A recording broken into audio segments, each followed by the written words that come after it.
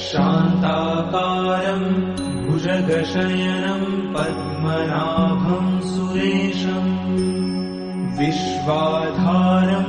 गगनसदृशं मेघवर्णं शुभांगं लक्ष्मीकान्तं कमलनयनं योगिभिर्ध्यानगम्यं वन्दे विष्णुं भवभयहरं सर्वलोकैकनाथम्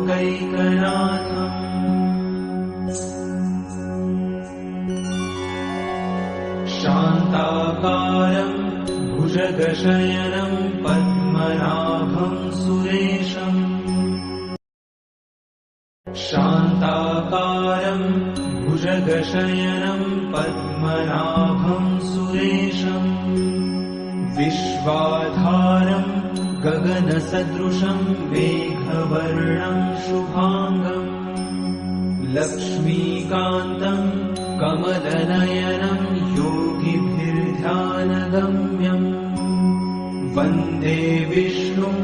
भवभयहरं सर्वलोकैकनाथम्